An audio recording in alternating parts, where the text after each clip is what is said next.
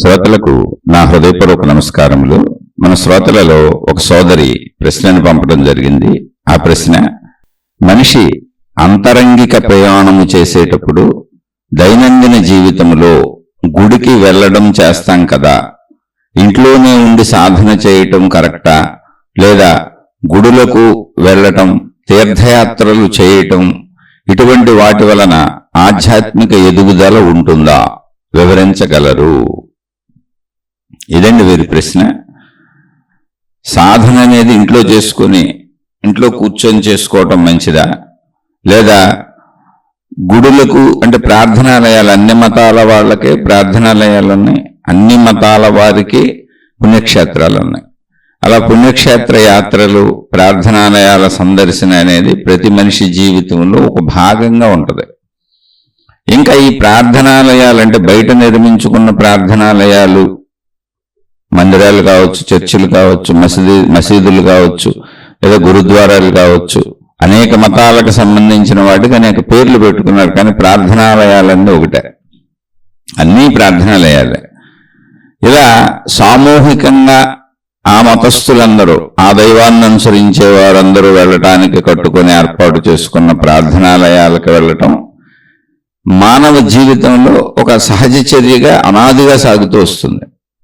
దీనికంటే ముందు ప్రతి మనిషి ఇంటిలో, వారు నివసించేటువంటి ఇంటిలో, వారు వారికి సంబంధించిన మత చిహ్నాలను, దైవ ప్రతిమలను లేదా దైవ ఫోటోలను ఇలా పెట్టుకోవటం, ఆరాధించుకోవటం జరుగుతుంది. ఆరాధన అనేది ఇంట్లోనే మొదలవుతుంది, ప్రార్థన అనేది ఇంట్లోనే మొదలవుతుంది.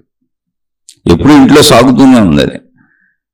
సాధన అనేది ప్రార్థన రూపమైన, ఆరాధన రూపమైన, ధ్యాన రూపమైన, తపస్సు రూపమైన, మీరు ఏ రూపంలో చేస్తున్నా సాధన మొట్టమొదటి సాగుతుంది ఇంట్లోనే. ఎందుకంటే మనం ఇంట్లో ఉంటాం కనుక. ప్రార్థనాలయాలకు వెళ్ళటం అనేది, ప్రార్థనాలయం అందుబాటులో దగ్గరలో ఉంటే రోజు వెళ్ళేవాళ్ళు ఉంటారు. లేదు, అలా ప్రార్థనాలయాన్ని రోజు వెళ్ళి సందర్శించి ఒక నమస్కారం పెట్టుకు వెళ్ళిపోతూ ఉండేవాళ్ళు, రోడ్డు మీద నుంచి నమస్కారాలు పెట్టుకుంటూ వెళ్ళిపోయేవాళ్ళు, ఆగి వెళ్ళేవాళ్ళు, ఆగకుండా నమస్కారాలు పెట్టుకుంటూ వెళ్ళేవాళ్ళు, ఇలా నిత్యం జరుగుతూనే ఉంటుంది. అంటే ఎప్పుడు మొదటి సాధన ఇంట్లో జరుగుతుంది. అది మీరు ప్రేయర్ అంటే ప్రార్థనగా మొదలుపెట్టినా, పూజగా మొదలుపెట్టినా, మీ మతానుసారం అది మీకు ఎటువంటి ఆచార సాంప్రదాయం అయినా మొట్టమొదటి భగవత్ సంబంధిత సాధన, అది చిన్న నమస్కారం అయినా సరే ఇంట్లోనే మొదలవుతుంది.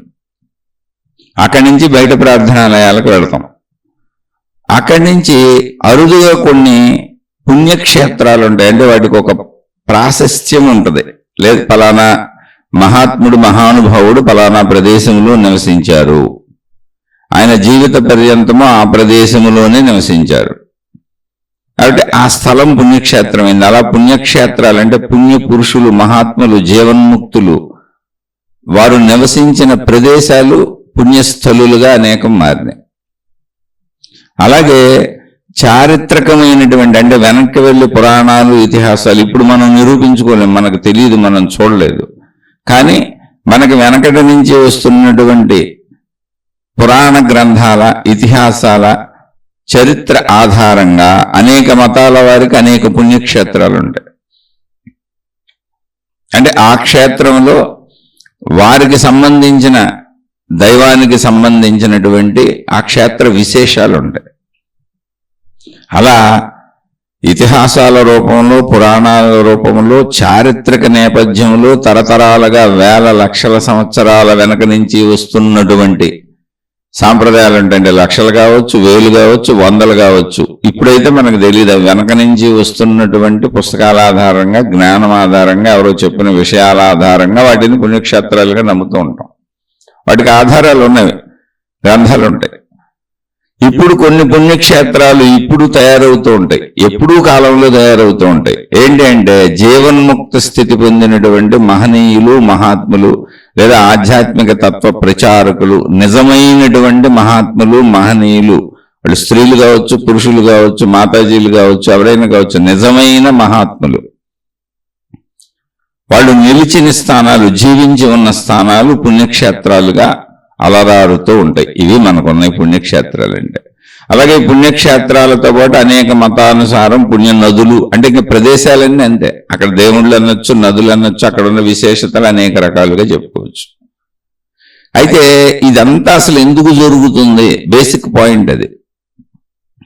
ముందు మన ఇంటిలో కదా అసలు మతం మొదలైంది, దేవుడు మొదలైంది, మార్గం మొదలైంది, సాధన మొదలైంది. సాధన అంటే ఏంటి? సాధన అంటే నాకు కనపడని, నాకు తెలియని, నేను దర్శించని, నాకు అనుభవము కాని ఒక దైవత్వము, దేవుడు కావచ్చు, దేవత కావచ్చు, ఒక మత సంబంధ దేవుడును లేదా దేవతను నా తల్లిదండ్రులు నా ఇంటిలో వారు చెప్పారు కనుక నేను నమ్ముతున్నాను. అంటే సాధన అంటే నాకు తెలీదు, నేను సాధన చేసినప్పుడు అక్కడ నాకు కనబడేది ఏం లేదు, కానీ నేను సాధన చేస్తున్నా. సాధన ఏంటంటే క్రియ. నమస్కారం పెట్టమన్నారు, పెట్టాను. మా మతానుసారం ప్రార్థనలు చేయమన్నారు, చేశాను. నా ఇంట్లో ఉన్న మతానుసారం ఆచార సాంప్రదాయాలు మా తల్లిదండ్రులు పాటిస్తురా, నువ్వు కూడా కూర్చో, ఇవన్నీ నువ్వు కూడా చేయమని అవన్నీ నాకు నేర్పారు, నేర్చుకున్నాను. అలా ఎవరి మతానుసారం, ఎవరి కులానుసారం, ఎవరి జాతి అనుసారం అలా అన్నీ నడుస్తున్నాయి. మళ్ళీ ఇక్కడ దేవుళ్ళు దీంట్లో కులాలు మతాలు కూడా ఉన్నాయి. అనేక రకాలైనటువంటి విభాగాలుగా ఎప్పుడో మనుషులు దీన్ని విభజించేసుకున్నారు. ఇప్పుడు అలా నడుస్తూనే ఉంది. ఇంకా ఇందులో సాధన అంటే నాకు తెలియని, నేను తెలుసుకోలేని. అంటే ఇప్పుడు తెలియని, తెలుసుకోలేని అంటే నేను దైవత్వాన్ని కించపరచటం లేదు, ఏ మహాత్ముడిని కించపరచటం లేదు, ఏ గ్రంథాన్ని కించపరచటం లేదు. వాస్తవ దృష్టిలో శరీరపరంగా మాట్లాడుతున్నా. నాకు చెట్టు తెలుస్తుంది, నాకు మనిషి తెలుస్తున్నాడు, ప్రపంచంలో ఉన్న అన్ని నాకు తెలుస్తున్నాయి, అవి నా కంటి ముందు కనపడుతున్నాయి. నాకు దృశ్యానికైనా అందుతున్నాయి, శబ్దానికైనా అందుతున్నాయి, వాసనకైనా అందుతున్నాయి, స్పర్శకైనా అందుతున్నాయి, రుచికైనా అందుతున్నాయి. ఈ 5 రకములుగా నేను విషయములను తెలుసుకోగలుగుతున్నాను. అది నాకు తెలిసిన ప్రపంచం. ఆ ప్రపంచంలో మానవ జాతి, వృక్ష జాతి, జంతు జాతి ఉంది. మిగిలిన వాటిని, పంచభూతాత్మకమైన మిగిలిన అన్నింటినీ జడ పదార్థములు అని వదిలేసాం. మనం పదార్థములు అన్నాం, అవి మనం పెట్టుకున్న పేర్లు. కానీ ఇక్కడ దేవుడు, దైవత్వము అనేది మనిషి పుట్టక ముందే ఒక ఇంట్లో ఉంది. అది ప్రాక్టికల్గా ఆలోచించుకుంటే మీకే అర్థమైపోద్ది. ఇది ఆధ్యాత్మిక చదువు, ఆత్మజ్ఞాన చదువు. అందుకని ఒక పాఠ్యాంశం చెప్పుకున్నట్టుగా చెప్పుకుంటున్నాం దీన్ని. అంతే, ఇది మీకు తెలియదని కాదు, ఇదంతా మీకు తెలిసిందే. కానీ ఆ తెలిసిన భావాన్ని లోపల స్థిరపరుచుకోవాలి. అసలు ఇది ఎలా మొదలైంది అంటే, నా పుట్టుకతో నా తల్లిదండ్రుల దగ్గర నా ఇంట్లోనే మొదలైంది. ఆ తర్వాత నేను అదే మతాన్ని అనుసరించానా, అదే దైవాన్ని అనుసరించానా, లేదా మతాలు దైవాలు మార్చుకున్నానా అనేది నా ఎదుగుదలలో మళ్ళీ నా స్వీయ అన్వేషణ మీద, నా స్వీయ ఇష్టత మీద అదన్నీ ఆధారపడి ఉంది. కొంతమంది మతాలు మార్చుకునేవాళ్ళు, దేవుణ్ణి మార్చుకునేవాళ్ళు ఉంటారు. మతాలను మార్చడం అంటే దేవుణ్ణి మార్చడమే. ఆ ఒకే మతంలో అనేక దేవుళ్ళు ఉన్నారనుకోండి, దేవుళ్ళని మారుస్తూ ఉంటారు. అలా ఎవరికి నచ్చినట్టు వాళ్ళు జీవించే స్వేచ్ఛ ఉంది. కొంతమంది ఒకే దేవుణ్ణి ఆరాధిస్తారు, ఏకస్వరోపాసన మంచిదని చెబుతారు. కొంతమంది అనేక దేవుళ్ళు, దేవతలు అందరినీ ఆదరిస్తారు. కొంతమంది అసలు మా మతమే రైటు, మా దేవుడు రైటు, మిగిలినవి తప్పని చెబుతారు. ఇలా భిన్నత్వంతో, అనేకత్వంతో కూడిన విధానంలో అనాదిగా మానవ ప్రపంచం దైవత్వంలో సాగుతుంది, దైవ బాటలో సాగుతుంది, దైవ మార్గ ప్రయాణం చేస్తుంది. ఇందులో మందిరాలు, గుడులు అన్నప్పుడు ఒక మతానికి సంబంధించినవి, చర్చిలు అన్నప్పుడు ఇంకొక మతానికి సంబంధించినవి, మసీదులు అన్నప్పుడు ఇంకో మతానికి సంబంధించినవి, గురుద్వారాలు అన్నప్పుడు ఇంకొక మతానికి సంబంధించినవి. మొత్తంగా ఇలా వేల మతాలు ఉన్నాయి ప్రపంచంలో. ఆ వేల మతస్థులు వేల రకాల పేర్లు పెట్టుకున్నారు, వేల రకాల ఆచార సాంప్రదాయాలు ఉన్నాయి, కట్టుబొట్టు, తీరు తెన్నులు ఉన్నాయి. మళ్ళీ ఒక మతములోనే అనేక శాఖలు ఉన్నాయి. హిందూ మతం తీసుకుంటే అందులో అనేక శాఖోపశాఖలుగా దేవుళ్ళు, దేవతలు ఉంటారు. అలాగే క్రిస్టియానిటీ అనేది కనబడుతున్నా మళ్ళీ అందులో శాఖలు అనేకం ఉంటాయి. అలాగే ముస్లిమ్స్, అందులో శాఖలు అనేకం ఉంటాయి. అలా అన్నింటిలోనూ శాఖోపశాఖలుగా దాన్ని విస్తరించుకుంటూ తీసుకెళ్ళిపోతూ ఉంటారు. గౌతమ బుద్ధుడు అనేటువంటి ఒక మహానుభావుడు పేరుని ఉంటారు. ఆయన స్వయంగా భూమి మీద జీవించి ఆయన బోధలు చేశారు. అది బౌద్ధ మతం కింద తయారైంది తర్వాత. అంటే మతం అంటే ఏం లేదు, మేము బుద్ధుడిని అనుసరిస్తున్నాము బుద్ధుడి యొక్క తత్వాన్ని నమ్ముతున్నాము, మేము అధిక ప్రాధాన్యత దీనికే ఇచ్చి వెళ్తున్నాము, మిగిలిన వాడితో మాకు సంబంధం లేదు, మా ప్రాధాన్యత ఇది. అందులో సాగే వాళ్ళందరూ బుద్ధుడు చెప్పిన వాటిని పాటించుకుంటూ వెళతారు. అయితే చరిత్ర పరిశీలించుకుంటూ వెళితే అసలు బుద్ధ భగవానుడు తనను ఎవరు ఆరాధించొద్దని, తనను ఎవరు పూజించొద్దని, తనను ఒక దేవుణ్ణి చేయొద్దని, తన విగ్రహాలు పెట్టొద్దని, తాను అసలు ఎటువంటి ఒక విధానము ఏర్పాటు చేయలేదని, కేవలం మనుషులు మంచిగా బ్రతకడానికైన విషయాలను మాత్రమే చెప్పానని, వాటిని పాటించుకుంటూ మీ దీపాలను మీరే వెలిగించుకోండి, అప్పో దీపో భవ అని చెప్పారు. ఆయన మరణిస్తున్న సమయంలో, శరీరం వదులుతున్న సమయంలో ఆయన పక్కనే ఆయన శిష్యుడైన ఆనందుడు ఉన్నాడు. అయ్యా ఆయన్ని భగవాన్ అని రకరకాలుగా పిలిచేవారు. మీరు శరీరం వదిలేస్తే తర్వాత మా గతి ఏమిటి, ఇంతమంది మిమ్మల్ని మేము నమ్ముకొని నడుస్తున్నాం కదా అని అడిగారు. అంటే వాళ్ళు సన్యాసిగా భిక్షకులుగా దీక్షలు తీసుకున్నారు, ఆయన అనుసరిస్తున్నారు.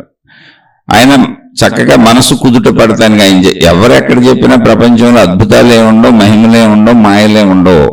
మనసు కుదురుగా ఉండటానికి అవసరమైనటువంటి బోధలు చెబుతారు ఎక్కడైనా. అంటే మనసు కుదురుగా ఉంటూ మనిషి ఎగిరిపడకుండా ఆశలు, అత్యాశలు, దురాశలు, కోరికలు వీటితో చెడులు చేయకుండా ఉండేలా బోధలు చెబుతారు. అది ఎక్కడెవరు చెప్పినా బోధలు మారచ్చు, విధానం మారచ్చు, కానీ మొత్తంగా అన్నింటి సారము మంచిగా బతికేలా చెబుతారు.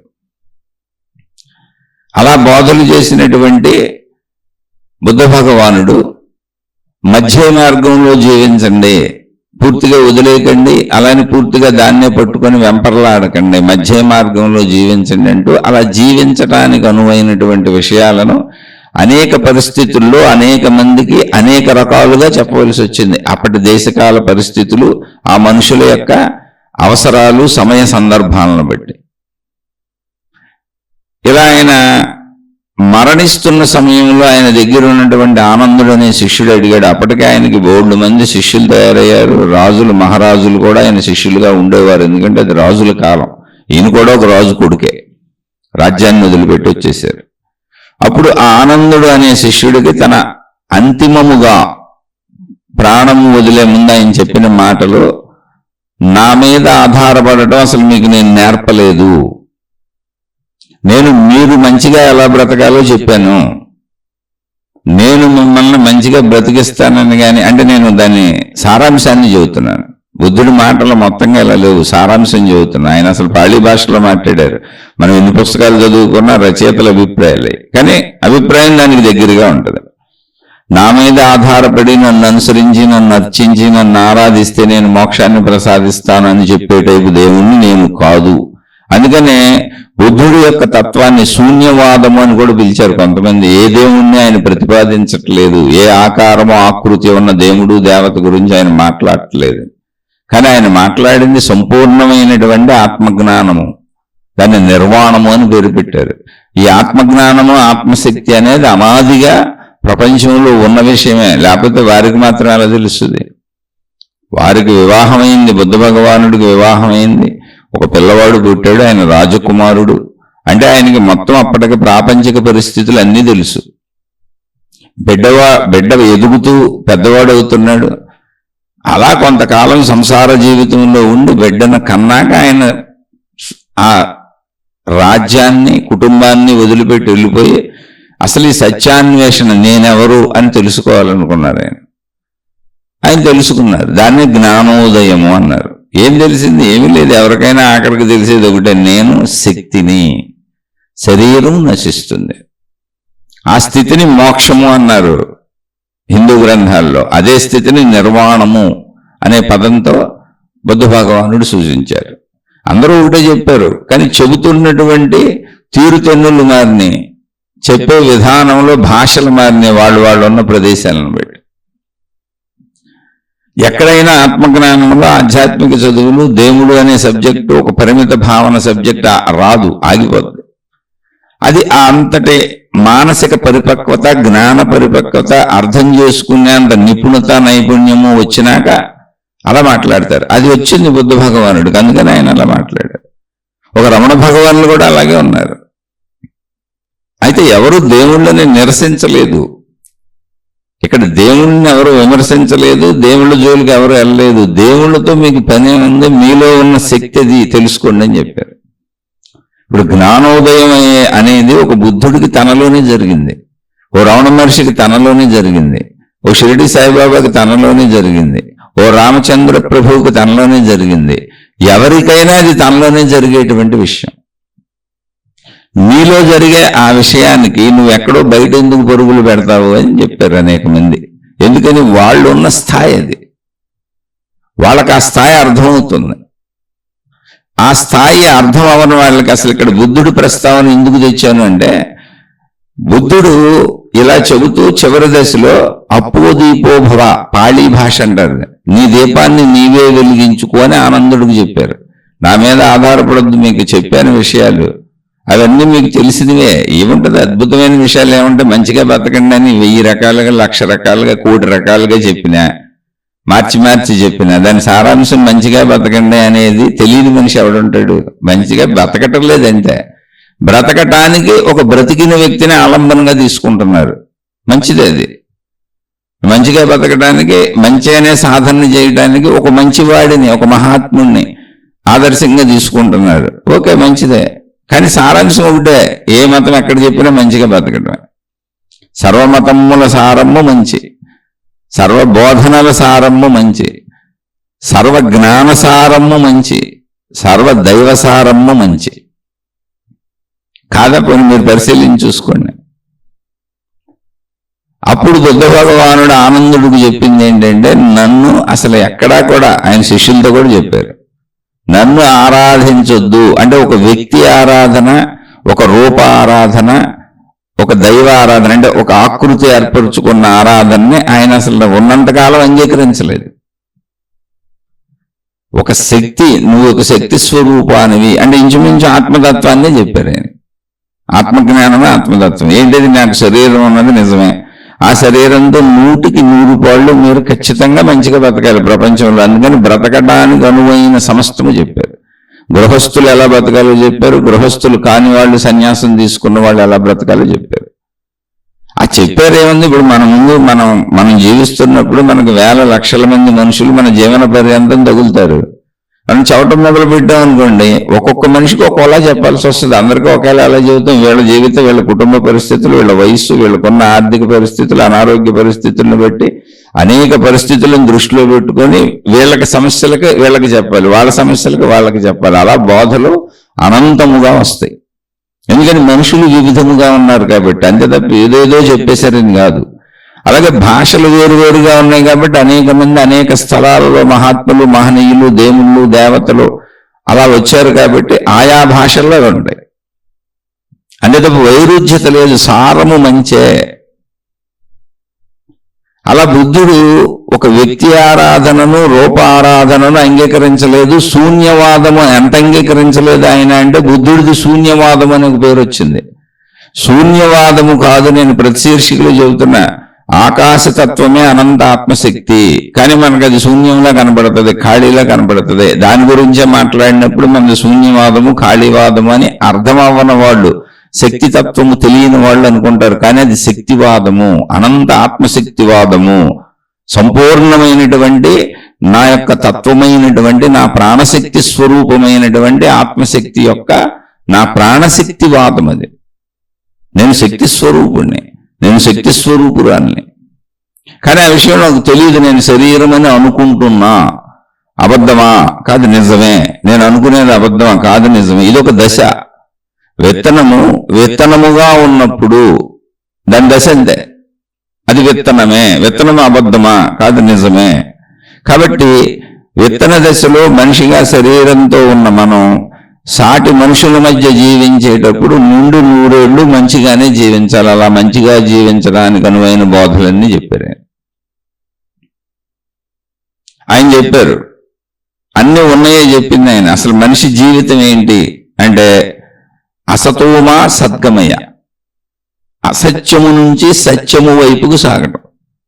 అసత్యము అంటే ఏంటి అంటే, పరిమితమైనటువంటి శరీరము, నిరంతరము మార్పు చెందే శరీరము, మరణమునకు శిథిలావస్థకు గురయ్యే శరీరము, నిరంతరము అవసరతలతో కూడిన శరీరము, ఇది సంపూర్ణ సత్యము అనుకున్నట్టు అసత్యము. అది అసత్యం కాదండి.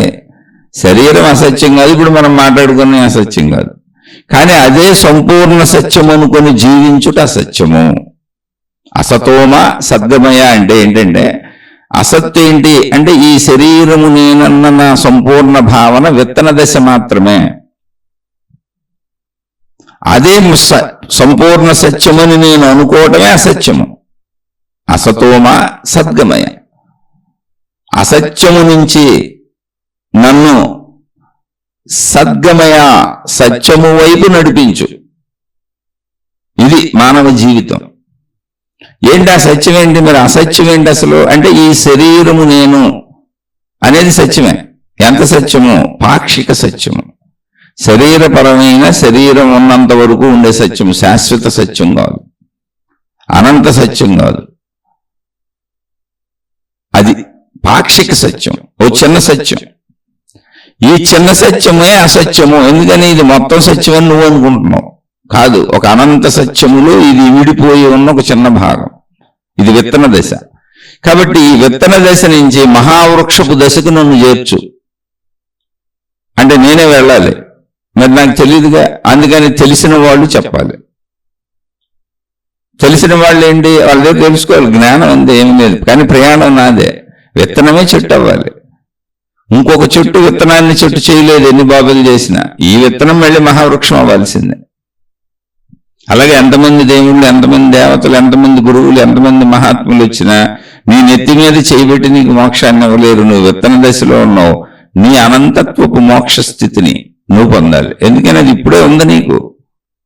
అది కొత్తది కాదు, నువ్వు తెలుసుకోవట్లేదు. అది నీ ప్రాణశక్తే. శరీరము మనసు ప్రాణశక్తి. అందుకని అసతోమా సద్గమయ. అసత్యము అంటే ఈ శరీరమే సర్వము సర్వస్వము అని భావించుకుంటున్న నా అసత్యపు అంటే సంపూర్ణ సత్యము కాకపోవటమే అసత్యం. చిన్న నిజం నుంచి పెద్ద నిజానికి తీసుకెళ్ళి, పెద్ద నిజం ఏంటి? శాశ్వత నిజము, అనంత నిజము, ఉన్న నిజము. అది అసతోమా సద్గమయ. తమసోమా జ్యోతిర్గమయ. తమస్సు అంటే తమస్సు లక్షణాలు చెప్పేటప్పుడు చీకటి అనొచ్చు, బద్ధకం అనొచ్చు, శారీరక కోరికల వ్యసనం అనొచ్చు. ఈ శరీరాంతో అనుబంధాన్ని పెంచేసుకుని మొత్తం ఈ శరీరం నేనే అని ఆ ఇంద్రియ సౌఖ్యాలలో ఇమిడిపోయి ఆ సౌఖ్యములు లేకుండా నేను బ్రతకలేనన్న భావన ఏదుందో అది తమస్సు. ఆ తమస్సులోంచి తమసోమా జ్యోతిర్గమయ. ఈ శరీర భావనల, శరీర కోరికల, శరీర ఆశల, పంచేంద్రియ సుఖభోగముల ఆ వ్యసనములలో చిక్కుకుపోయిన, వ్యసనములు ఏంటి? వాటిని వదలలేకపోతే వ్యసనాలు. ఆ బంధములలో, ఆ మోహములో చిక్కుపోయిన, మోహం ఏంటి? అది నన్ను బంధించి వేస్తే, నేను అందులో ఇమిడిపోతే, అంటే పంజరంలో పక్షిలా అందులో ఉండిపోతే, సత్యాన్ని తెలుసుకోలేకపోతే, అటువంటిది తమస్సు. ఆ తమస్సులోంచి నన్ను వెలుగులోకి తీసుకురా. తమసోమా జ్యోతిర్గమయ. ఆ తమస్సులోంచి నన్ను వెలుగులోనికి తీసుకురా. ఆ శారీరక సుఖాల మత్తులోంచి, ఆ దృశ్యాల మత్తులోంచి, ఆ శబ్దాల మత్తులోంచి, ఆ రుచుల మత్తులోంచి, ఆ స్పర్శల మత్తులోంచి, ఆ ధన సంపదల భోగముల మత్తులోంచి, ఆ ధన పిచ్చి మత్తులోంచి, కీర్తి పిచ్చి మత్తులోంచి, అహంకార పిచ్చి మత్తులోంచి, మతాలు, సమూహాలు, దేవుళ్ళు, దేవతలు, అహంకారాలు, గొడవలు, కొట్టుకోవటాలు, నాదే రైట్ అంటాలు, నీది తప్పంటాలు అనేటువంటి శారీరక భ్రాంతుల మత్తులోంచి బయటకు తీసుకురా. వెలుగులో నన్ను నింపు. సర్వవ్యాపకముగా ఉన్నటువంటి ఆనందత్వమును దర్శింపజేయి. అది నాలోనే ఉంది. కానీ దర్శింపజేయండి అర్థం ఏంటి? నాకు తెలియదు. ప్రస్తుతం నేను శరీరం నేను అనుకుని వీటన్నింటిలో ఇరుక్కుపోయాను. ఆఖరికి జాతి మత కులాలతో కూడా కొట్టుకుంటున్నాం మేము. ఇంద్రియ సుఖాల మాట దేవుడు ఎరుగు. మోసాలు, అన్యాయాలు, కుట్రలు, కుతంత్రాలు అన్నీ చేస్తున్నాం. ఇందులోంచి బయటికి తీసుకురా. తమస్సు అంటే అది. తమసోమా జ్యోతిర్గమయ. జ్యోతితత్వం వైపు, ఆ వెలుగు తత్వం వైపు తీసుకురా. నాలో ఆ ఏకత్వపు వెలుగు వెలిగిపోవాలి. భేదత్వపు భావన పోవాలి. పరిమితత్వపు భావన పోవాలి. మళ్ళీ ఇక్కడ గుర్తుపెట్టుకోండి, ఇది చెప్పుకుంటున్నాం కదా, శరీరము తుచ్చమైనదేమో, శారీరక కోరికలు తీర్చుకోకూడదేమో అని అనుకోబాకండి. అన్నం తినకుండా ఎలా బతుకుతారు? గాలి పీల్చకుండా ఎలా బతుకుతారు? నీరు తాగకుండా ఎలా బతుకుతారు? శరీరము అనేటువంటి ఈ మాధ్యమము లేకుండా నేను అనంత ఆత్మశక్తి నేను తెలుసుకోవడానికి కూడా అసలు అవకాశం లేదు. అందుకని శరీరము చాలా పుణ్యప్రదమైనది, పవిత్రమైనది. దీని ద్వారా మాత్రమే తెలుసుకోవటం కుదురుతుంది. నిజమైన ప్రార్థనాలయం మన శరీరమే. ఆ ప్రార్థనాలయంలో ఆ శరీరాన్ని సరిగ్గా వినియోగిస్తూ ఆ ప్రార్థనాలయంలో నీ అనంతత్వాన్ని నువ్వు తెలుసుకుని పనిచేయి. దేహమే దేవాలయం అని చాలాసార్లు చాలామంది మహాత్ములు చెబుతూ ఉంటారు. ఈ ఒక ధర్మ సాధనం, అనంతత్వాన్ని తెలుసుకోవటానికి, మన అనంతత్వపు ఎరుకను పొందటానికి ఈ శరీరం ఒక ధర్మ సాధనం అని చెప్పారు మహాత్ములు. ఆ ధర్మ సాధనం ఎప్పుడు ధర్మంగా నువ్వు జీవించినప్పుడు. అందుకని ధర్మయుతమైనటువంటి అన్ని కరెక్టే. పూర్వపు మీరు దేవుళ్ళు దేవతలను కూడా తీసుకోండి, వాళ్ళకి వివాహాలు ఉన్నాయి, వాళ్ళకి భార్య పిల్లలు అనే వ్యవస్థ దేవుళ్ళు దేవతలకు కూడా పెట్టారు మహాత్ములు. వాళ్ళకి పిల్లలు పెట్టడం పెట్టారు. కాబట్టి స్త్రీ పురుషులు వివాహం చేసుకోవటం, పిల్లల్ని కంటం, కుటుంబ జీవితం, తమ పిల్లల్ని తల్లిదండ్రులు పెంచుకోవటం, ఇవన్నీ బాధ్యతలు, కర్తవ్యములు సక్రమంగా హాయిగా ధర్మంగా చేసుకోవచ్చు. ఇందులో ఏది వదిలేయక్కర్లేదు. ఇంకా ప్రత్యేకంగా చెబుతున్న అనేక అనుమానాలు ఉంటాయి ఈ ఆధ్యాత్మికతలో. వాళ్ళకి శారీరక కోరికలు వదలవలసిన అవసరము లేదు. ధర్మముగా నీ భార్యతో నీ భర్తతో నువ్వు చక్కగా నీకు కోరికలు ఉన్నంత కాలము ధర్మయుతముగా తీర్చుకోవచ్చు. ఇదే చెబుతుంది గృహస్థు ధర్మంలో. ఎప్పటికే సత్యము, జ్ఞానము దీన్నే బోధించింది. ఎందుకని ఒకటి తప్పైతే అసలు సృష్టి అలా మన శరీరాన్ని నిర్మించదు. శరీర నిర్మాణం మనం చేసుకుంది కాదు, వివేకంతో ఆలోచించుకోండి. అలా మలమూత్ర విసర్జనలు ఎంత సహజమో, ఆకలికి అన్నం ఎంత సహజమో, దాహానికి నీరెంత సహజమో, బ్రతకడానికి నిరంతర ప్రాణవాయువు ఎంత సహజమో, అలా మిగిలిన ఇంద్రియములకు అవి సహజ విషయములు. అయితే వాటి కోసం తప్పులు చేయొద్దు, పొరపాట్లు చేయొద్దు, వ్యసన పరులు అవ్వద్దు. వ్యసనం అంటే ఎక్కువగా భావించుకొని ఎక్కువ చేయాలని, ఎక్కువ పొందాలని తప్పులు చేయటం అంతే. ధర్మయుతముగా నీకున్నదాన్ని చక్కగా అనుభవించు. క్లారిటీగా స్పష్టంగా చెప్పానని అనుకుంటున్నాను. లేనిపోనివన్నీ బుర్రలు పాటు చేసుకోవాలని చాలా మంది సంసార జీవితాలు వదిలేస్తున్నారు, సంసార జీవితాలు పాడు చేసుకుంటున్నారు. కొంతమంది అసలు సంసార జీవితాల్లోకి వెళ్ళటం లేదు. ఇవన్నీ మీ భ్రమలు మాత్రమే. శరీర నిర్మాణం చేసిన సృష్టికి సమస్తము తెలుసు. ఇంత అద్భుతమైన శరీరాన్ని ఇలా నిర్మించటం అసలు ఎవరి వల్లనే అవుతుందా? స్త్రీ పురుషులు కలిస్తే పిల్లలు పుట్టేలా పెట్టిన సృష్టి యొక్క అద్భుతాన్ని అసలు మనం ఊహించగలమా? మనకు తెలుసా? మన వల్ల అవుతుంది అది. దాన్ని ధర్మంగా అనుభవించు.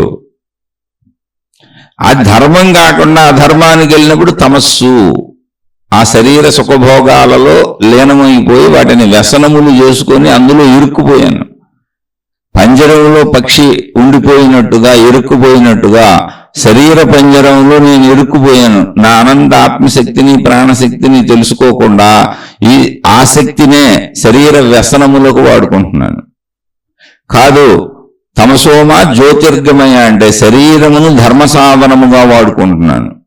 ఇంద్రియ కోరికలను ఉపశమింపజేసుకుంటున్నాను ధర్మముగా అనుభవిస్తూ. ఎవరైతే ఇంద్రియ కోరికలను అణగదొక్కుతారో వాళ్ళందరికీ అవి ఎప్పుడైనా తిరగబడతాయి. అందుకే గృహస్థు జీవితము అన్నింటిలోకి ఉత్తమమైనదని మొత్తం అన్ని రకాల శాస్త్రాలు, గ్రంథాలు చెబుతున్నాయి. ఎందుకని అక్కడ ఎవరు ఏది అణుచుకోవలసిన అవసరం లేదు. ధర్మయుతముగా నువ్వు అన్ని తీర్చుకోవచ్చు. ధర్మజీవనము. అందుకని శరీరం ధర్మ సాధనం, ధర్మ కర్మలు చేసేటువంటి సాధనం.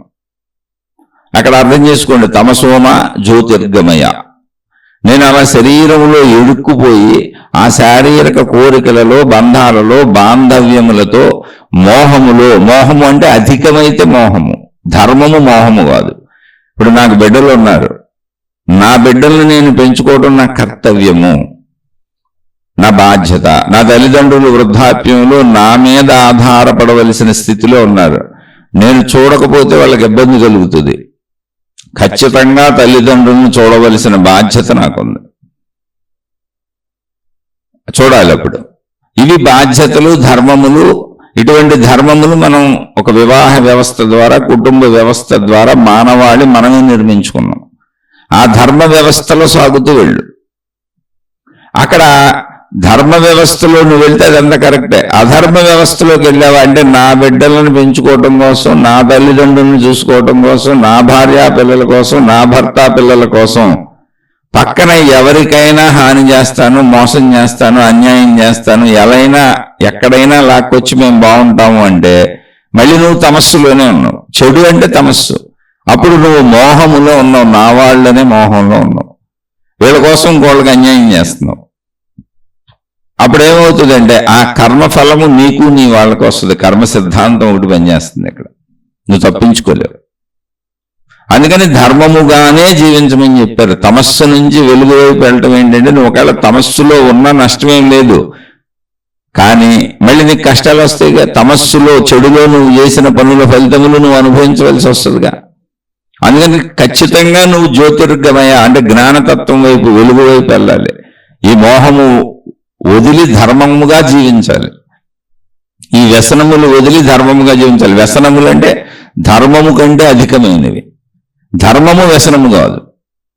నా భార్యతో నేను జీవితం గడపడం వ్యసనం కాదు, నా భర్తతో నేను జీవితం గడపడం వ్యసనం కాదు, నా పిల్లల్ని నేను జాగ్రత్తగా చూసుకోవటం వ్యసనం కాదు, నా తల్లిదండ్రుల్ని నేను జాగ్రత్తగా చూసుకోవటం వ్యసనం కాదు, నా అన్నదమ్ముల అక్క చెల్లెళ్లతో నేను మంచిగా ఉండటం వ్యసనం కాదు, నాకు సహాయం చేసిన వాళ్ళకి నేను సహాయపడటం వ్యసనం కాదు, నా తోటి మానవాళికి అసలు ఎవరూ నాకు సహాయపడకపోయినా నాకు వీలైనంత మంచి చేయటం వ్యసనమే కాదు.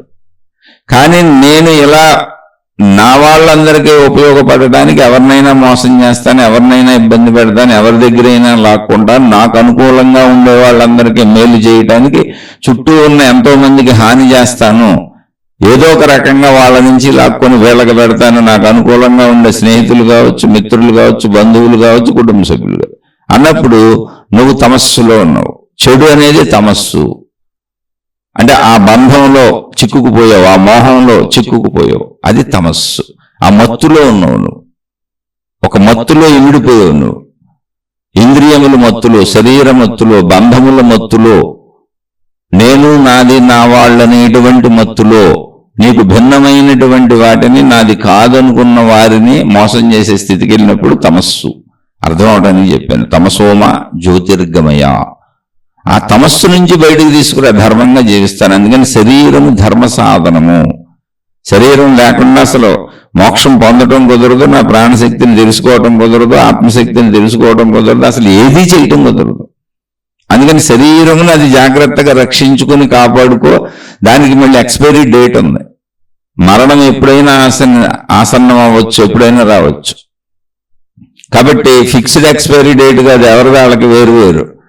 కాబట్టి నువ్వు బ్రతికిన ప్రతి నిమిషము, ప్రతిరోజు, ప్రతి సెకండ్ జాగ్రత్తగా బతుకు. ఎందుకంటే అది మరణం ఎప్పుడు వస్తుందో తెలియదు, ఎవరి ఎక్స్పైరీ డేట్ ఎప్పుడుందో తెలీదు. ఇప్పుడు దాన్ని ఉపయోగించేసుకో. వృద్ధాప్యం వచ్చినాక చూద్దామని అనుకోబాక. అసలు వృద్ధాప్యం దాకా ఉంటామో పోతామో తెలియదు, వృద్ధాప్యంలో అసలు చేయగలుగుతామో లేదో తెలియదు, శక్తిహీనత వస్తుంది.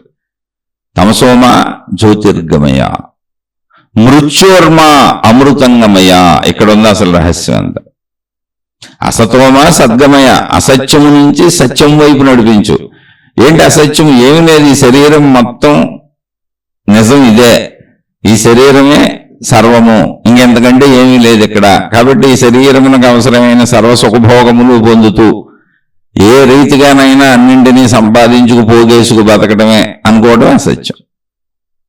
ఈ శరీరమునకు ఆధారముగా ఉన్న ప్రాణశక్తిని పట్టుకో, అది సత్యము. అసతోమ సద్గమయ, ఆ సత్యం వైపు నడిపించు, అది శాశ్వత సత్యము. ఎవరు నడిపించాలి? తెలిసిన వాళ్ళు చెబుతారు. ఆ శక్తిని అడుగుతున్నాం. తమసోమ జ్యోతిర్గమయ. ఇప్పుడు చెప్పుకున్నాం తమస్సు అంటే ఈ శరీరమునకు సంబంధించి, శరీరమే అనే సత్యం అనుకుందే భావన. కానీ జీవించేటప్పుడు ఈ శరీరమునకు సంబంధించిన నేను నాది నా వాళ్ళనేటువంటి ఇంద్రియ భావముల్లో ఇరుక్కుపోయి, మోహభావంలో ఇరుక్కుపోయి ఆ బంధాలలో చిక్కుకుపోయి పంజరములో పక్షివలే ఉండిపోయి ఆ వ్యసనములతో, ఆ మోహములతో, ఆ బంధములతో ఇతరులకు హాని చేయుట తమస్సు. ఒకే శరీరం, దాన్ని ఇదే సంపూర్ణ సత్యం అనుకోవటం అసత్యము. అందులో ఇరుక్కుపోయి తప్పులు చేయటం మళ్ళీ తమస్సు. అందుకని ఈ తమస్సు నుంచి నన్ను వెలుగు వైపు తీసుకెళ్ళి చీకట్లో పడి కొట్టుకుంటున్నా, తప్పులు చేసేస్తున్నా. చీకటి అంటే ఏంటి? చీకట్లో దారులు తెలియదు, దారి తెలియనప్పుడు సరిగా ఉండలేం, పొరపాటుగానే నడుస్తాం, పొరపాటు పనులే చేస్తాం. వెలుగు స్పష్టంగా కనబడుతుంది అనుకోండి, తప్పులు చెయ్యం, అదే జ్ఞాన వెలుగు. అందుకని ధర్మయుత జీవితం జీవించటం తమస్సు నుంచి బయటికి రావడం. శరీరము మాత్రమే కాదు, శరీరమునకు ఆధారమైన ప్రాణశక్తి ఒకటి ఉన్నది. ఆ ప్రాణశక్తిని నేననేటువంటి భావన కలగటం సత్యము నుంచి అసత్యమునకు రావటం. ఆ ప్రాణశక్తి ఎరుకను పొందాలనే ప్రయత్నం చేయటం సత్యము నుంచి అసత్యమునకు రావటం. అసతోమా సద్గమయ, తమసోమా జ్యోతిర్గమయ. అంటే మొత్తం శరీర భ్రాంతుల్లో ఇమిడిపోయి చెడు చేయకుండా శరీరంతో జీవించినంత కాలము నేను ధర్మముగానే జీవిస్తాను, అన్ని ధర్మసుఖములు ధర్మభోగములే అనుభవిస్తాను. అంటే మంచిగా జీవిస్తాను, మంచితనమే, మంచిగానే అన్ని పొందుతాను, మంచిగానే అన్ని అనుభవిస్తాను, అన్ని అనుభవిస్తాను. అదైతే ఆనందం. అది తమస్సు, తమసోమ జ్యోతిర్గమయ. అందుకని జీవిత నడకలో ఎప్పుడు నాకు జ్యోతి కావాలి, వెలుగు కావాలి నడవటానికి. ఎక్కడ మళ్ళీ చీకట్లోకి వెళ్ళిపోయి తప్పులు చేస్తానో తెలియదు. అలా నడవాలి నేను జీవన పర్యంతము. ఈ రెండు శరీరమునకు సంబంధించినవి. ఇప్పుడు మృత్యోర్మ అమృతంగమయ. మృత్యు ఏంటి? మరణించేది ఏంటి అంటే, మామూలు మనిషి నేనేం చెబుతాడు, మనిషి చచ్చిపోతాడని చెబుతాడు. మనిషి అంటే ఏంటి? ఇది శరీరం నేనంటాడు. శరీరము చనిపోతున్నది మృత్యు అంటేది. మరి చనిపోతుంది శరీరం అయితే, మనిషి చచ్చిపోతుంటే మృత్యోర్మ అమృతంగమయ అని చెప్పారేంటి? మరి ఎందుకు చెప్పారు మహాత్ములు? ఇలా ఎందుకు చెప్పారు? చనిపోవటంతో పూర్తయిపోవాలిగా. మరి అమృతత్వం ఏంటి అంటే, చనిపోయేది శరీరం మాత్రమే నాయన, చనిపోనటువంటి ఒక శాశ్వత శక్తి నీలో ఉన్నది, తల్లి గ్రహించు. అదే అసతోమా సద్గమయ. ఈ శరీరం మాత్రమే సంపూర్ణం కాదు, ఇంకా సత్యం ఉందో తెలుసుకో. ఈ శరీరానికి ఆధారమైనది ఇంకా ఉంది, తెలుసుకో. అదే సత్యం. ఆ సత్యం వైపు నడు. అలా నడిచేటప్పుడు దారిలో తమసోమా జ్యోతిర్గమయ. ఈ శరీరపు ఇంద్రియాల మత్తులో, బంధాల మత్తులో, నేను నాది నా వాళ్ళనేటువంటి మత్తులో అనేక తప్పులు చేస్తూ ఆ శరీరమే నేననే భావనని బలపరుచుకుంటూ అసత్యములో ఇమిడిపోతావు. అటువంటి అసత్యములో ఇమిడిపోకుండా తమస్సు నుంచి జ్ఞానంతో జీవించు. జీవించినంత కాలం జ్ఞానంతో జీవించు, జ్ఞానాన్ని తెలుసుకుంటూ జీవించు. శరీరం మాత్రమే కాదు, శరీరమునకు ఆధారమైన శక్తి నాలోనే ఉన్నది అని ఆ శక్తి తత్వమును తెలుసుకునేలా జీవించు. జ్ఞాన వెలుగుతో జీవించు. జీవిస్తే ఏమవుతుంది? మృత్యువు నుంచి దారి దొరుకుద్ది. ఎక్కడికి? అమృతంగమయ. మృత్యోర్మ అమృతంగమయ. మృత్యుతత్వము నుంచి అమృతత్వానికి దారి దొరుకుతుంది. అక్కడికి నడిపించు అని అడుగుతున్నాడు. మృత్యువుతో శరీరం అంతమైపోతుంటే, నేను నశించిపోతుంటే, నేను ఉండకపోతే ఇంక అమృతత్వం అనే గొడవ ఎక్కడుంది అసలు అని ఉన్నది. ఆ అమృతత్వపు గొడవే ఆధ్యాత్మికం. అమృతత్వం అనేది ఒకటి ఉంది ఇక్కడ. అమృతత్వం అంటే ఏంటి? ఏమి లేదు. మృతత్వము అంటే చనిపోవటము. మృతుడు చనిపోయాడు. అమృతత్వము అంటే చావు లేని స్థితి. చావు లేదు అక్కడ. చావు లేని స్థితి నాకుంటుందా? ఉంది. అదేంటి మరి? నేను చచ్చిపోయానుగా. చచ్చిపోయింది శరీరము, చనిపోయింది శరీరము. నువ్వు అసతోమా సద్గమయాలో అసత్యము నుండి సత్యమునకు రాకపోతే, మృత్యోర్మ అమృతంగమయాలో ఆ అసతోమా సద్గమయాలో అసత్యము నుండి సత్యమునకు రాకపోతే, తమసోమా జ్యోతిర్గమయాలో తమస్సు అనేటువంటి దేహపు మత్తు నుంచి, నేను నాది నా వాళ్ళనేటువంటి పరిమిత భావనల మత్తు నుంచి బయటకు వచ్చి జ్ఞానంతో జీవించకపోతే నీకు మృత్యోర్మ అమృతంగమయ అసలు తెలిసే అవకాశం లేదు. అమృతత్వం ఒకటి ఉంది, చావులేని స్థితి ఒకటి ఉందని తెలిసే అవకాశం లేదు. అందుకని మొదటి నుంచి నువ్వు అలాగే ప్రయాణించుకుంటూ రావాలి. అసత్యము నుంచి సత్యముకు ప్రయాణం. అసత్యం అంటే ఏంటి? నేను ఈ శరీరము మాత్రమే కాదు, ఈ శరీరమునకు ఆధారమైనటువంటి శక్తి ఇప్పుడు ఇక్కడ నాలోనే ఉన్నది. ఎందుకంటే ఎంతో మంది మరణిస్తున్నారు, కానీ బ్రతికున్నప్పుడు మీరు బతికి ఉంచినది ఏంటి? శక్తి. దాన్ని ప్రాణశక్తి అన్నాం. అది నాకు ఇప్పుడే తెలుసు, ఇప్పుడే తెలుసుకోవాలి. ఆ భావంతో జీవించుకుంటూ రావాలి. నేను శరీరం మాత్రమే కాదు ప్రాణశక్తిని అనేటువంటి భావాన్ని గుర్తుపెట్టుకు జీవిస్తూ, అది మర్చిపోయినప్పుడల్లా అసతోమా సద్గమయ, నేను శరీరం మాత్రమే కాదు ప్రాణశక్తిని, ఆ ప్రాణశక్తి ఎరుకను నేను తెలుసుకోవాలి అనేటువంటి ప్రయత్నంతో సాగాలి. అలా సాగుతున్న ప్రయత్నంలో తమసోమా జ్యోతిర్గమయ, శరీర భావాన్ని పనిచేసేటువంటి నేను నాది నా వాళ్ళనేటువంటి మత్తులోకి వెళ్ళి వ్యసనపరుడివి వ్యసనపరురాలివి అవ్వకుండా ధర్మయుతమైనటువంటి శరీర కోరికలన్నీ శారీరక అవసరాలన్నీ తీర్చుకుంటూ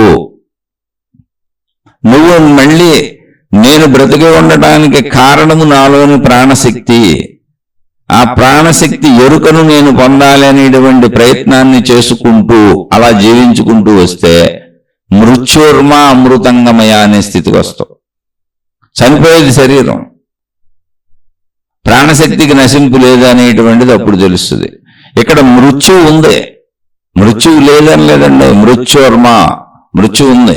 మృత్యు స్థితి నుంచి, మరణించే స్థితి నుంచి అమృతత్వం వైపుకు తీసుకెళ్ళు. అంటే మరణించే శరీర భావనని నేను శరీరం ఉండగానే పోగొట్టుకొని నాలో మరణించనటువంటి నా శరీరానికి ఆధారమైనటువంటి నా ప్రాణశక్తే అయినటువంటి నా ప్రాణశక్తి యొక్క నా స్వస్వరూపమును నా సంపూర్ణతను నేను గ్రహిస్తాను. నేను ప్రాణశక్తిని అని తెలుసుకుంటాను. అది అమృతత్వం. శక్తికి చావు లేదు. శరీరం చచ్చిపోతుంది, అందులో డౌటే లేదు. కానీ స్థితి మారింది.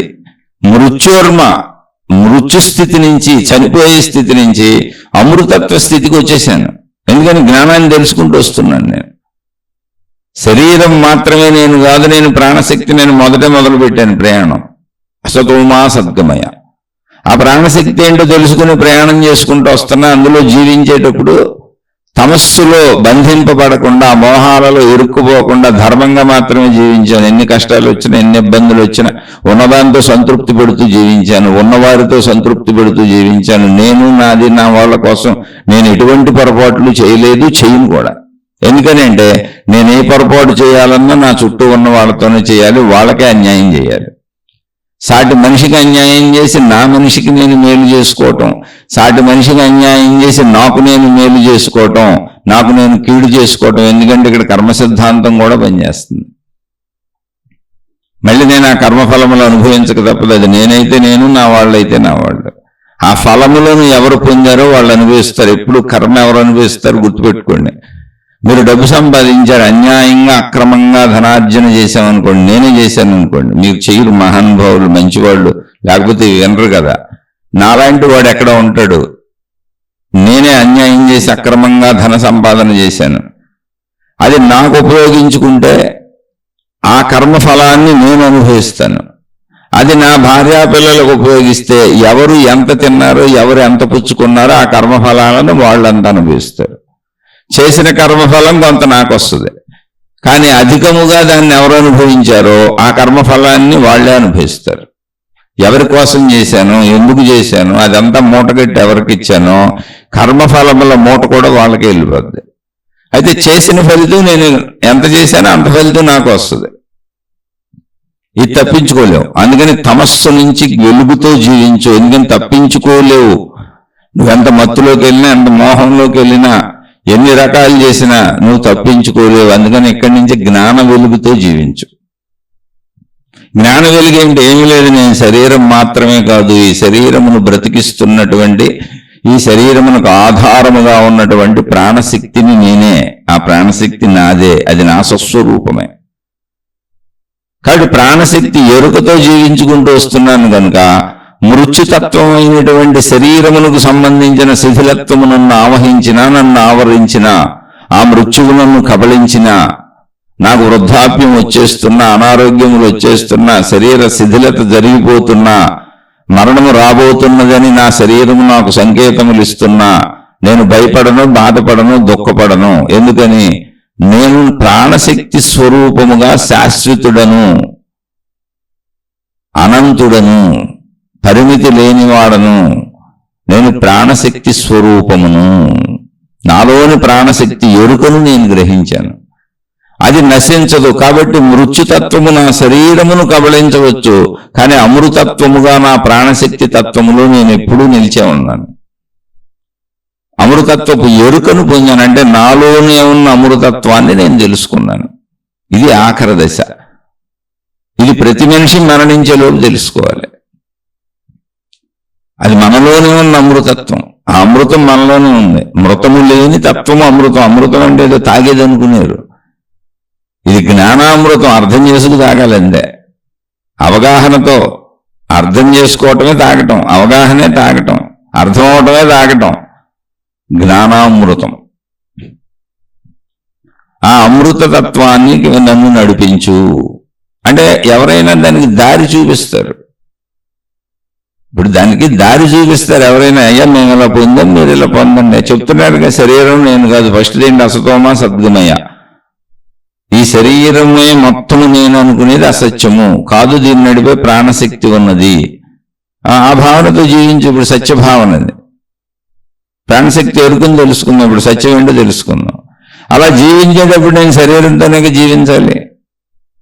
ప్రాణశక్తి శరీరంలో ఉన్నమాట నిజమే, కానీ నేను జీవించే శరీరంతోనే దానికి కోరికలు ఉన్నాయి, అవసరాలు ఉన్నాయి, ఇష్టాలు ఉన్నాయి, అయిష్టాలు ఉన్నాయి. ఇవన్నీ ధర్మముగా అనుభవిస్తూ ప్రాణశక్తి ఎరుకను పొందుతూ జీవించు. అలా జీవించుకుంటూ వెళ్తావు. ఏమవుతుంది? శరీరము శిథిలమైపోద్ది. ఎక్స్పైరీ డేట్ దగ్గరికి వచ్చేసింది. ఈ లోపుగానే ఒక సంవత్సరం అంతా చదువుకున్నాక ఆ సంవత్సరం ఎండింగ్లో పరీక్షలు ఉంటాయి. ఆ పరీక్షలు పాస్ అయితేనే నువ్వు ఇంకో క్లాస్కి వెళ్తావు, లేకపోతే వెళ్ళవు. అలా నీకు ఒక పీరియడ్ ఆఫ్ టైం ఉంది. ఈ జన్మ అంటే ఇది. నువ్వు పుట్టిన దగ్గర నుంచి మరణించే లోపల ఈ జన్మలో నువ్వు నేను ప్రాణశక్తి నేను తెలుసుకుంటే ఇప్పుడే మోక్షాన్ని పొందుతావు. మృత్యువు లేనటువంటి అమృతత్వాన్ని పొందుతావు. అమృతత్వం ఏంటి? నీలో ప్రాణశక్తి. దానికి నశింపు లేదు. ఎందుకంటే అది పదార్థం కాదు, అది యథార్థము, ఆకాశతత్వము. నశించడానికి అసలు అందులో ఏం లేదు. ఉన్నదంతా శక్తి తత్వమే. అది అమృతత్వము. మృతత్వము నుంచి అమృతత్వమునకు సాగే ప్రయాణం ఆధ్యాత్మికత. అది ఎవరికి వాళ్ళు చేసుకునే ప్రయాణం. మనంతటా మనం వెళ్ళాలి. దీనికి ఆ స్థితిని చేరిన వాళ్ళు సలహాలు చెబుతున్నారు. అది ఇక్కడ మీరు వినవలసిన విషయం. ఓ భగవత్ రూపంలో దేవుడు చెప్పినా, దేవత చెప్పినా, వెనక నుంచి వస్తున్నటువంటి అనేక జ్ఞాన గ్రంథాలు చెప్పినా, వాటిని మనం ఏ పేరులతో పిలుచుకున్నా, ఏ మతాలలో చెప్పినా, ఆ స్థితిని పొంది ఆ స్థితి నిజము అనేటువంటి అనుభవాన్ని పొందిన వాళ్ళు సాక్ష్యాలు చెబుతున్నారు. మేము పొందాము, ఆ స్థితి నిజమేను, అది అబద్ధం కాదు. నీలో ప్రాణశక్తి స్థితి ఉంది, ఆ ప్రాణశక్తి స్థితిని మేము అనుభవించాము, దాన్నే అనంత ఆత్మశక్తి అని పేరు పెట్టాము. ఎందుకని? ప్రాణశక్తిగా నేను నా ప్రాణశక్తిలోకి ప్రవేశించినప్పుడు శరీర భావములు మనోభావములు ఆగిపోయినప్పుడు ఆ ప్రాణశక్తి యొక్క తత్వము ఏకత్వముగా అనంతత్వముగా కనబడుతుంది. శరీర భావములలో ఉన్న వేరుతనము, పరిమితతనము, విభిన్నత, అనేకత్వము కనపట్టలేదు. అంటే అనేక మంది మనుషులు ఉన్నట్టు అనిపించట్లేదు, అనేక చెట్లు పొట్లు గొట్లు జంతువులు ఉన్నట్టు అనిపించట్లేదు. ఏకమైన సర్వవ్యాపక ఆకాశం ఏదున్నదో అలాంటి భావన కలుగుతుంది.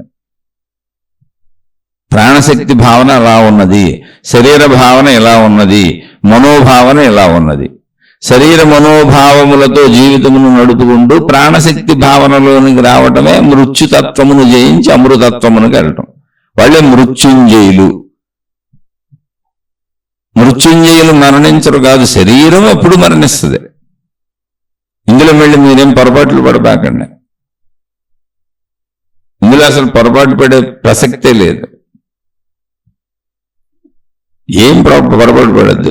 ఇప్పటికే శరీరము సత్యమే, దాంతో అలాగే జీవించాలి, కానీ ధర్మంగా జీవించాలి. లేకపోతే అధర్మంగా వెళ్తే నువ్వు చేసిన కర్మను మళ్ళీ నువ్వే అనుభవించాల్సి వస్తుంది.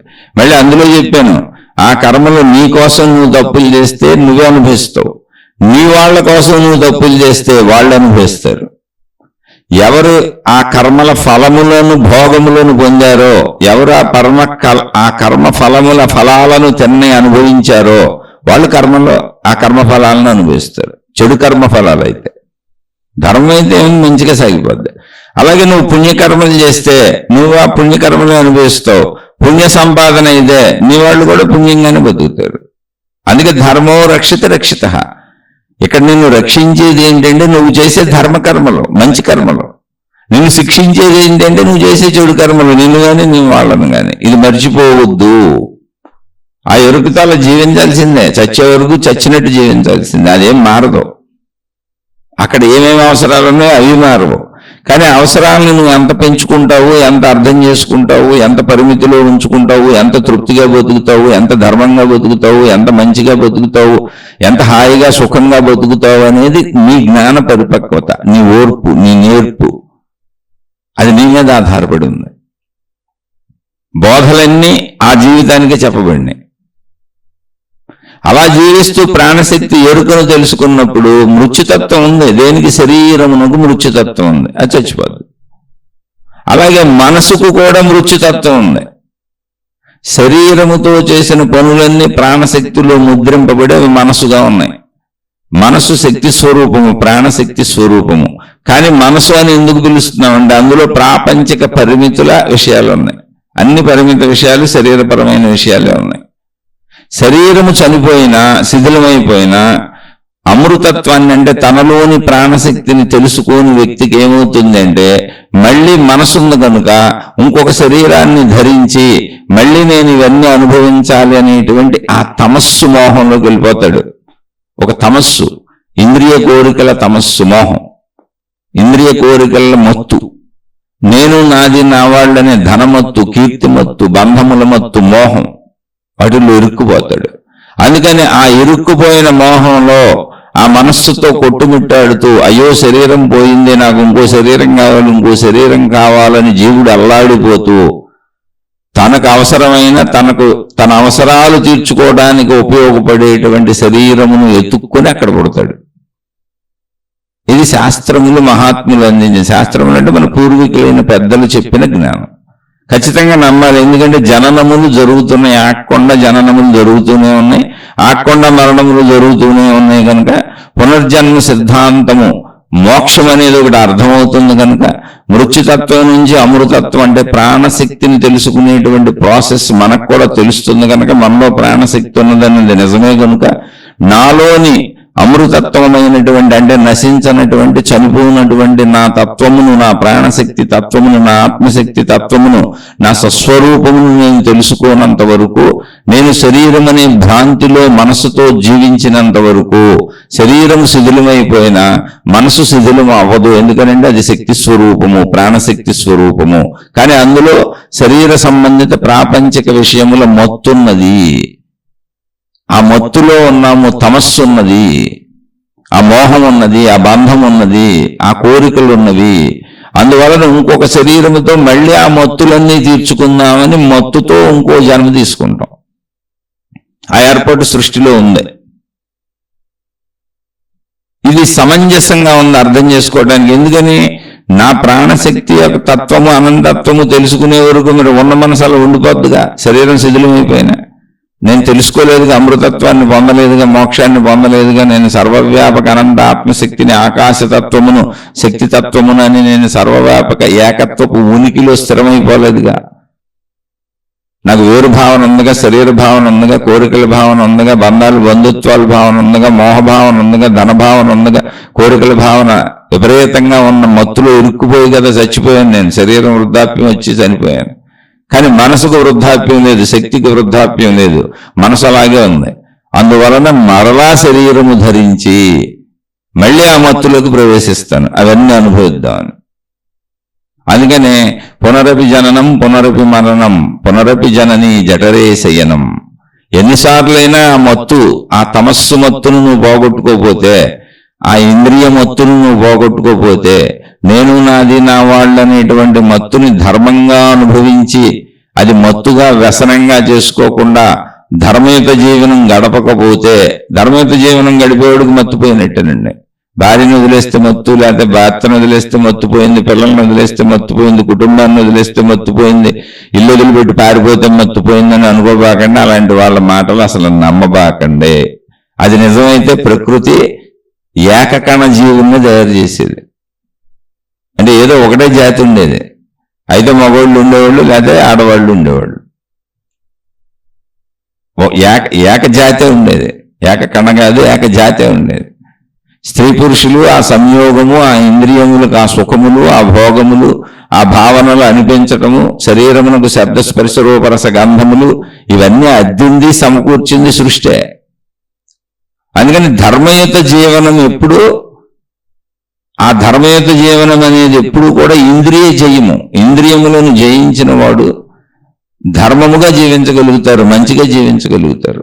మోహమును జయించిన వారు, ఆ మత్తును జయించిన వారు ధర్మయుతంగా మంచిగా జీవించగలుగుతారు. అక్కడే ఉంది. కొద్దిగా ఇటు వెళ్తే మత్తు అయిపోతుంది, కొద్దిగా కరెక్ట్గా ఇటు వస్తే కరెక్ట్గా నడుస్తాం. అందుకే మధ్య మార్గము. పూర్తి మత్తు కాదు, పూర్తిగా వదిలేయటం కాదు. వదిలేసినా తప్పే, పారిపోయావు. అసలు నువ్వు ఇప్పుడు ఇంతగా చదువుకోలే.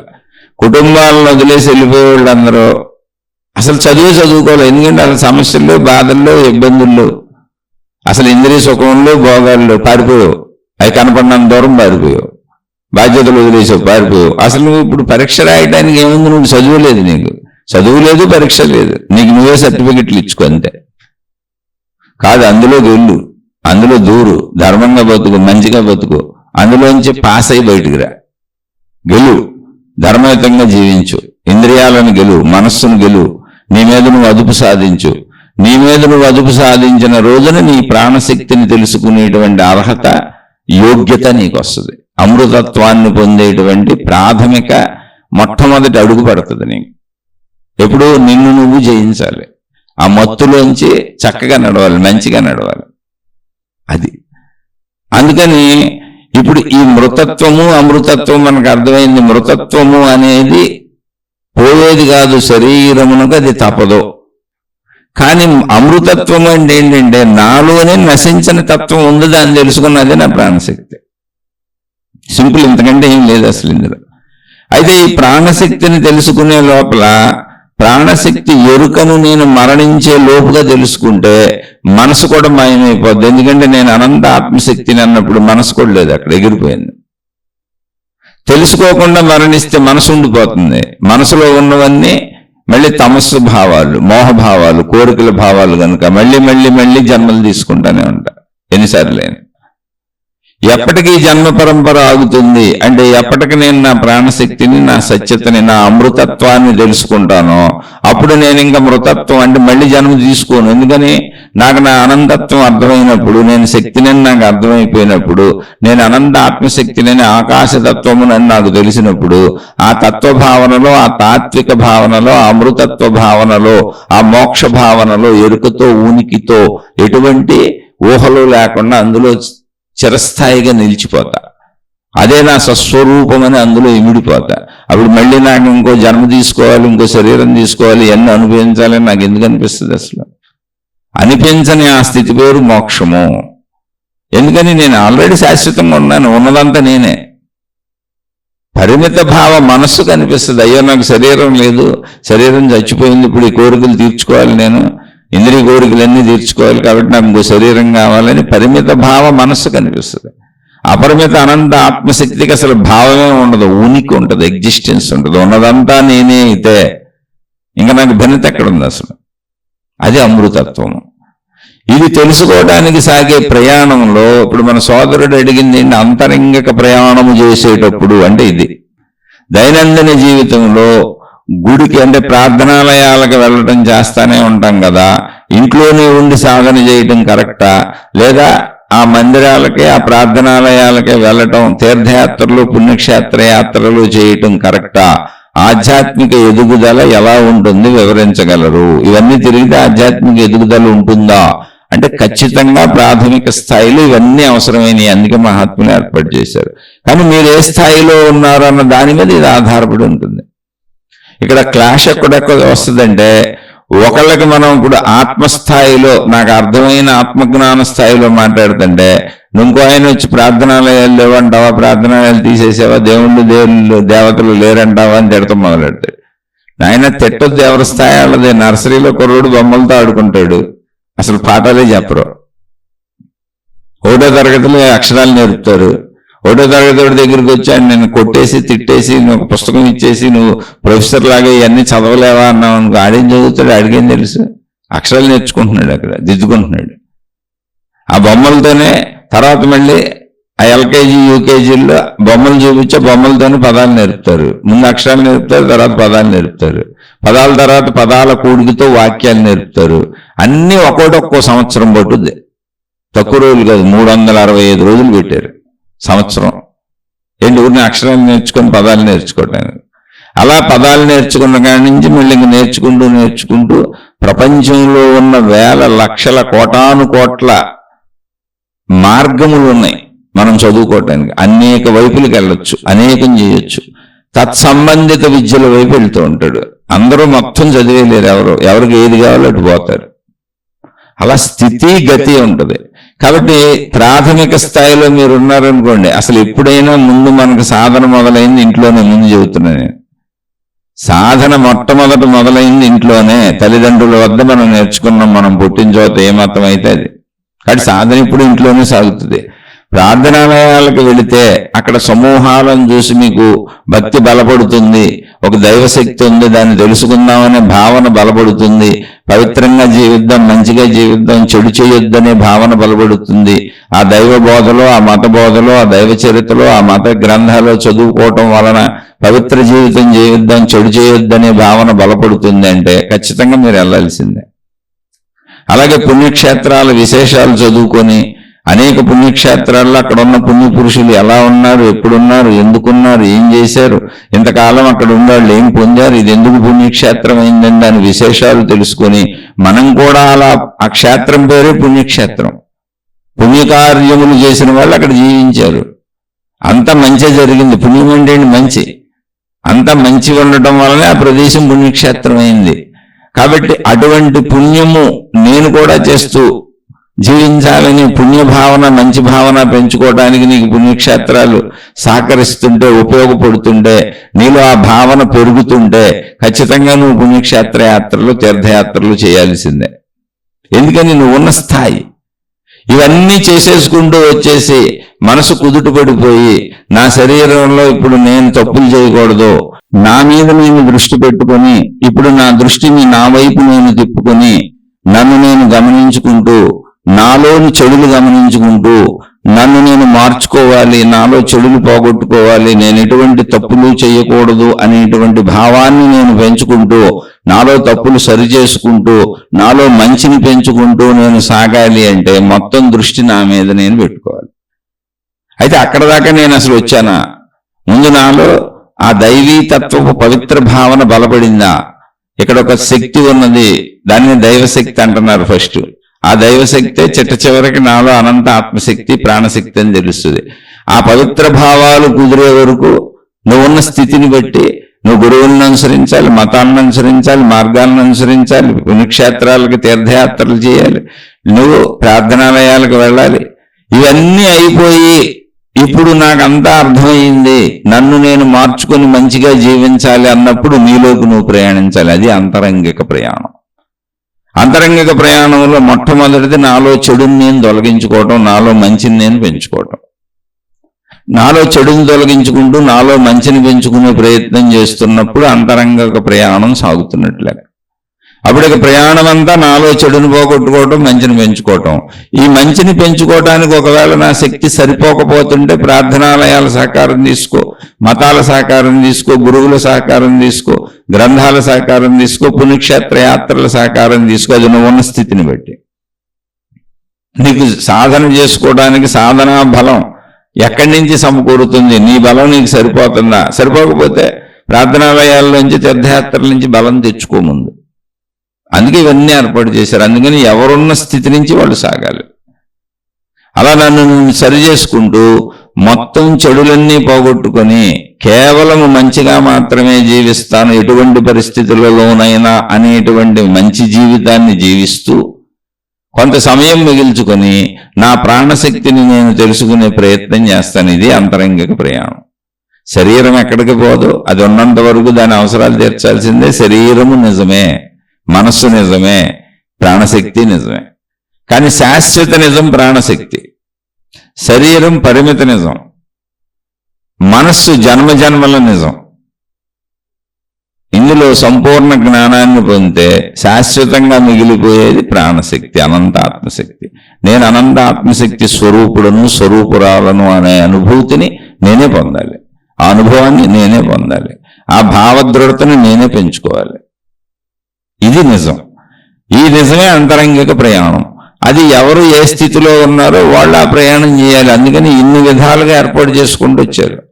కాబట్టి ఇది తప్పు, ఇది రైట్ అని చెప్పడం కుదరదు. ఎక్కడ అసలు ఏ మతం, ఏ మార్గం, ఏ విధానం, ఏ పద్ధతి తప్పు రైటు అని చెప్పడం కుదరదు. ఎవరున్న స్థాయిలో వాళ్ళు నర్సరీ నుంచి స్టార్ట్ అవుతుంది. నీకు ఇవేమీ అవసరం లేకుండా నువ్వు ఇంట్లో కూర్చొని నిన్ను నువ్వు మార్చుకోగలిగి నీలో చెడును పోగొట్టుకోగలిగేటువంటి సాధనా బలం నీలో ఉందనుకో, నీకు అది సమకూరిందనుకో, నువ్వు ఇంట్లో కూర్చొని చేయొచ్చు.